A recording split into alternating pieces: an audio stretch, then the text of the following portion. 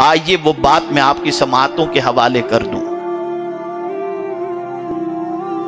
ایک دیہاتی شخص شہر میں پہنچتا ہے اور شہر میں پہنچنے کے بعد اس نے دیکھا کہ فٹ بال کھیلا جا رہا ہے۔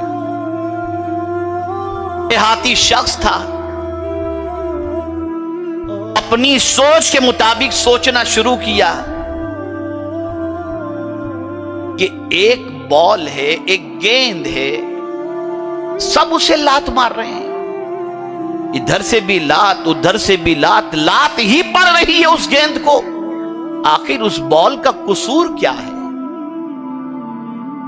اس بال کی غلطی کیا ہے کہ ہر طرف سے اسے لات پڑ رہی ہے؟ دیہاتی نے کنارے پر بیٹھے ہوئے ایک بزرگ کے پاس جا کر کے اپنا معافی ضمیر پیش کیا اور سوال کیا، حضور کیا بات ہے کہ یہ لوگ اس بال کو اتنا مار رہے ہیں، اس گیند کو اتنا مار رہے ہیں، وجہ کیا ہے؟ غور سے سنیے گا۔ بزرگ نے جواب میں ارشاد فرمایا، اس بال کو، اس گیند کو مارنے کی بس ایک ہی وجہ ہے کہ یہ گیند اندر سے خالی ہے۔ اگر یہ بال اندر سے بھرا ہوا ہوتا تو کوئی اسے لات نہ مارتا۔ خدا کی قسم، آج اگر مسلمانوں کا ایمان پختہ ہوتا تو لوگوں کے پیروں میں مسلمان نہ آتا۔ ہمارا ایمان کمزور ہو چکا ہے، ظاہر تو ہم نے سنوار لیا، لیکن جھانک کر اپنے سینے میں دیکھو، نبی کی محبت زیادہ ہے یا دنیا کی محبت زیادہ ہے؟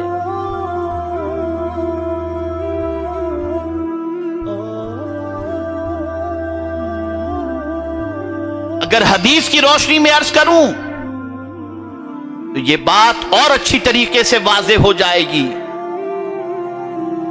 کہ ہمارے پاس کس درجے کا ایمان ہے۔ آقا کریم صلی اللہ علیہ وسلم نے ارشاد فرمایا، جب تم کوئی برائی دیکھو ہاتھ سے روکو، ہاتھ سے نہیں روک سکتے زبان سے روکو، زبان سے نہیں روک سکتے تو اس برائی کو دل سے برا جانو، وَذَلِكَ أَضْعَفُ الْإِيمَانِ، کہ یہ ایمان کا سب سے کمزور درجہ ہے۔ کسی برائی کو دل سے برا جاننا یہ کمزور ترین ایمان ہے۔ جو قوم برائی کو اپنی زندگی بنا چکی ہو اور برائیوں کو اپنی عادت میں شامل کر چکی ہو اور برائی کو برائی ماننے کو بھی تیار نہ ہو، تو یہ کمزور ایمان بھی اس کے پاس کہاں رہ گیا؟ کہاں رہ گیا؟ موجودہ دور میں بڑھتی ہوئی برائیوں، بڑھتا ہوا برائیوں کا سیلاب، وہ کون سی برائیاں ہیں جو ہمارے معاشرے میں نہیں پنپ رہی؟ ہمارے ہی بچے ہیں جو رات کے سناٹے میں نہ جانے کیا دیکھ رہے ہیں، ہمارے ہی بچے ہیں جن کے ہاتھوں میں آج کیا ہے وہ آپ جانتے ہیں، ہمارے ہی بچے ہیں جن کی نگاہوں کا تقدس پامال ہو چکا ہے، ہمارے ہی بچے ہیں اور بچیاں ہیں جو نہ جانے آوارگی کی دہلیز پر کہاں کہاں قدم رکھتے ہوئے نظر آ رہے ہیں، اور ہم ہیں کہ ان ساری برائیوں کو دیکھنے کے بعد نہ روکتے ہیں ہاتھ سے نہ زبان سے، بلکہ سچویشن یہ ہے کہ دل سے بھی اب برا ماننے کے لیے لوگ تیار نہیں ہیں۔ کمزور ایمان بھی تو نہیں رہ گیا، پھر آپ کیوں کہتے ہیں کہ ہم مارے جا رہے ہیں، پیٹے جا رہے ہیں؟ ایمان بہت بڑے سرمایے کا نام ہے، بہت بڑی دولت کا نام ہے، اور جسے یہ دولت نصیب ہو جاتی ہے اور جو ایمان کے احتساب کے اندر اپنی زندگی کے لمحات کو گزارتا ہے، خدا کی قسم اس کی دنیا بھی سنور جاتی ہے اور اس کی آخرت بھی سنور جاتی ہے۔ آج کا سب سے بڑا ایشو ایمان کی حفاظت ہے۔ کیا کبھی ہم نے سوچا؟ ہم یہ تو ضرور سوچتے ہیں کہ مال کی حفاظت کیسے کی جائے، लॉकर में रखें, बैंक में रखें, इधर रखें, उधर रखें, पूरी कोशिश करते हैं कि कहीं से भी माल जाय नहीं होना चाहिए। इसको मैं थोड़े से दूसरे एंगल से समझाने की कोशिश करूं तो बात समझ में आएगी। ट्रेन में सफर कर रहे हैं और आपके दौराने सफर आपके पास चाहे अटैची के अंदर, चाहे आपके जेब के अंदर वो 500 रुपए हैं, 1000 रुपया है, तो आप क्या करेंगे? मजे से सो जाएंगे। आंख खुलेगी तो 1000 रुपए को टटोलेंगे नहीं, करवट बदलेंगे, सो जाएंगे, इसलिए कि मामूली रकम है। लेकिन अगर आप ट्रेन में सफर कर रहे हो, 5 लाख रुपया आपके पास हैं और किसी बैग के अंदर आपने 5 लाख रुपया रखा है, आंख खुलेगी तो पहले देखेंगे बैग तो है, बैग को गले से लगा के रखेंगे, बाजू में दबा के रखेंगे, कोई ले तो ना कि आंख खुलते ही पहले बैग। सुन लो, जितनी फिक्र तुम 5 लाख की करते हो उतनी फिक्र बल्कि उससे ज्यादा तुम ईमान की करते हो। इसलिए कि कदम कदम पर ईमान लुटने की कोशिश की जा रही है। इसीलिए आला हजरत अजीमुल बरकत इमाम इश्क को मोहब्बत कहते हैं। सूना जंगल रात अंधेरी, छाई बदली काली है, सोने वाले जागते रहियो, चोरों की रखवाली है। बड़ी अजीब सिचुएशन है, बड़े अजीब हालात हैं। मेरे प्यारे आका सल्लल्लाहु अलैहि वसल्लम के प्यारे दीवानों, ईमान की ताकत क्या है? ईमान जिसके पास हो उसका मर्तबा क्या है? और साहिब ईमान जो होता है उसके बारे में कुरान क्या कहता है? सुनिए, कुरान कहता है वमन यकफुर बित्तागूत व युमिन बिल्लाह फक़द इस्तमसक बिल उर्वतिल वुस्क़ा ला इंफ़िसाम लहा।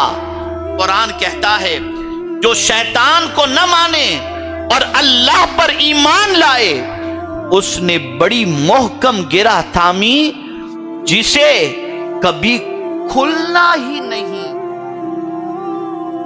खुलना ही नहीं। आज हमारा अल्लाह पर ईमान कितना है जरा बताओ। आज हमारी पोजीशन ये है, बड़ी मादरत के साथ, बड़ी मादरत के साथ, न जाने किन किन चीजों पर हमारा ईमान हो गया, लेकिन अल्लाह पर ईमान डे बाय डे कमजोर होता जा रहा है। परिंदे जैसा भी ईमान अब हमारे पास नहीं रह गया।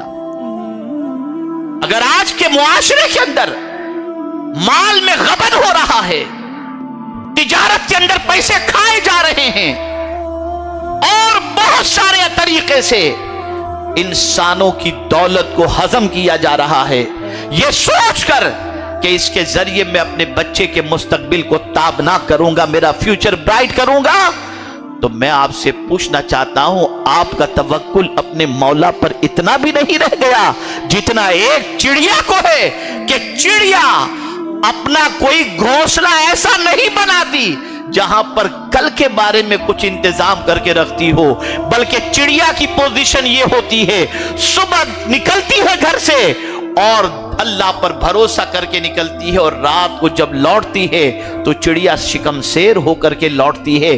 कोई चीज उसके पास कल के लिए नहीं, लेकिन भरोसा है अपने रब पर कि जिसने आज दिया है वो कल भी हमें अता फरमाएगा। ऐ मुसलमानों, इससे मुराद ये नहीं कि आप कल के लिए जमा ना करो, इससे मुराद ये नहीं कि आप फ्यूचर के बारे में ना सोचो, नाजायज तरीके से जमा ना करो, हराम तरीके से जमा ना करो।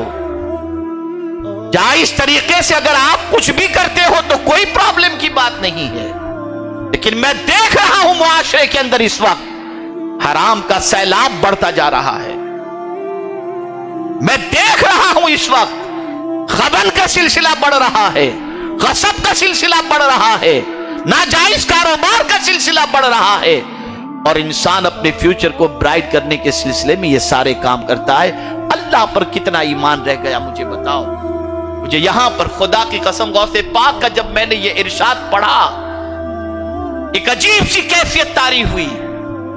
سیدنا غوث الثقلین رضی اللہ تعالیٰ عنہ روزی کے بارے میں، رزق کے بارے میں فرماتے ہیں، اور بڑی پیاری بات فرماتے ہیں. فرماتے ہیں اے رزق کے لیے در بدر بھٹکنے والے، سن، تو جتنا رزق کی تلاش میں ہے، رزق اس سے زیادہ تیری تلاش میں، اس سے زیادہ تیری تلاش کے اندر ہے.